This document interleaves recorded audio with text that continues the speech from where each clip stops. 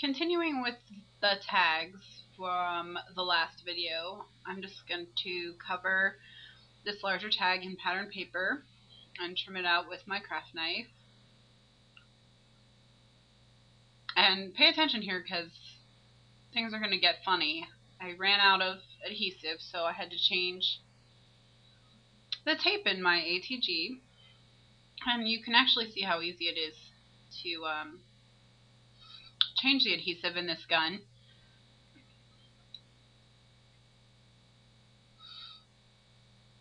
Just wind the tape around and it's done. And the tag is now stuck to the back of the ATG. So I go to put this on the tag and where is it? Searching everywhere for it. So I finally give up and stick it to the sheet of used glue dots and go to do something else, and then I found it stuck to the gun. So I guess we all have our scrapbooking problems sometimes.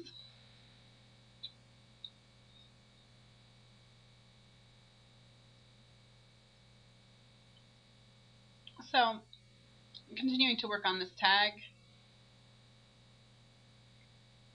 I'm going to decorate it with the sticker from Basic Gray.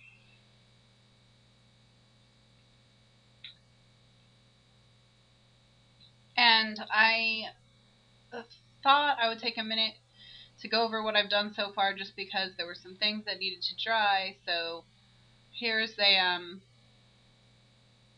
gem fell off on my finger. Well, there's the butterfly charm that I made. And there's the cover. And here's this page, and you can see how I made the stitching turned into a little trail for the bee. And then I did faux stitching around the back of the tag.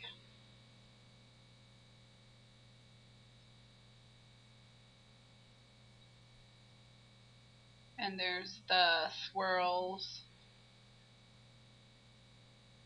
the glitter swirls, the pocket with the round tags.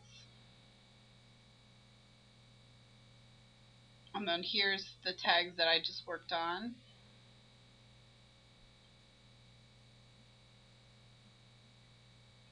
And so now we're going to get to work on the last few pages.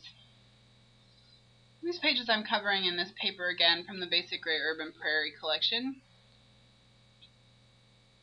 And I'm just going to apply it to the Cosmo Cricket Blackboard album and trim it out with my craft knife.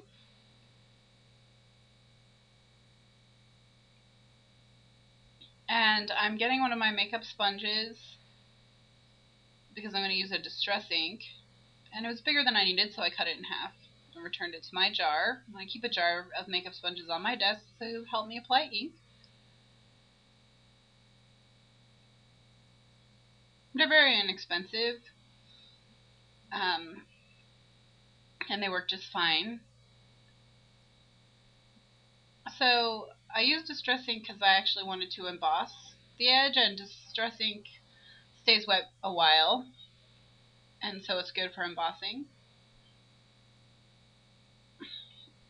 So I'm just going to continue inking the edges and doing the embossing. And then I'm going to put glossy accents over the bees. Some of these hexagons have little bees in them instead of little flowers. And now I'm embossing some Prima flowers with white ultra thick embossing enamel. So you saw what it looks like, and now I'm going to show you how I did that. Taking some Scotch liquid glue. You could use Mod Podge for this, you could use Diving Glaze for this. I'm just using this liquid glue. And I'm taking a paintbrush and I'm painting just the tips of the petals. I'm not painting the entire petal. Now I'm going to cover it with ultra thick embossing enamel in white.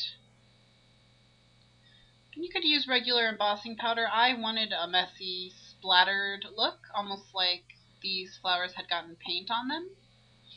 So that's why I chose ultra thick embossing enamel. Now I'm going to use my heat gun to melt the ultra thick embossing enamel, and you can see it start to get shiny on the petals here. And that's what it looks like. It's a very cool effect, and I was really happy with how it turned out.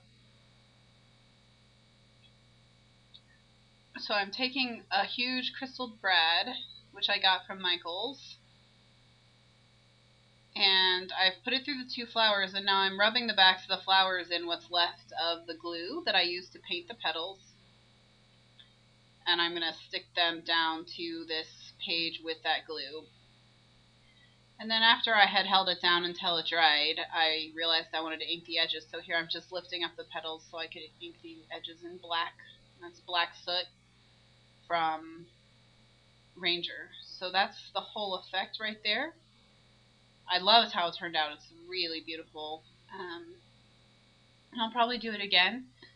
So now I'm getting ready to turn this into an accordion picture mat, and I'm inking some distressed solids from Basic Gray and black, and some Scenic Grid paper in Robin's Egg blue, and those are both color box pigment inks that I used. And now I'm just getting a green piece of ribbon that I can use as a pull tab, and I'm just going to apply it with glue dots. These are the mini glue dots, and the ribbon, it's just $1 for 3 yards. It was Joann's Craft Essentials, that's the brand, and it's Joann's sort of generic brand. And so now I'm going to cover some of these squares with blue photo mats and some of them with white photo mats. I'm sorry, that's not grid paper, that's white photo mats. And it's a little bit larger than the page itself, but I don't mind because I'm going to be putting a photo mat on the other side. So I'll just make it the same size, and the edges will all match up. So there won't be any exposed adhesive or anything like that. So now I'm punching some journaling spot out with my Marby Cheetah Punch, and this is the Scenic Grid paper. I'm just trimming it down a little bit more so it'll fit on the page. And I'm going to ink the edge in Robin's Egg blue. Again, this is a color box pigment ink, and I'm just sticking it down, and so that's how it works. So now I'm going to get started on the next page. This is a chipboard flourish. I believe it's from Rusty Pickle, but it could be from Fancy Pants. I'm not 100% sure about that. And I want to paint it green ultimately, but I'm priming it with white. I always paint chipboard with a cheap white paint before I paint it with my nicer paints, because then I get better coverage that way. It's like a primer.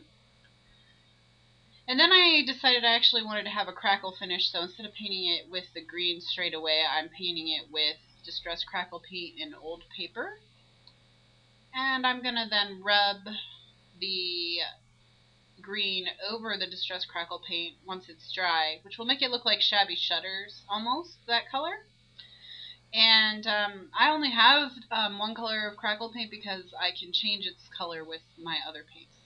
So now I'm just drying that green paint, and I'm going to cover the entire thing with glossy accents to make it shiny, and then I'll continue on with the video.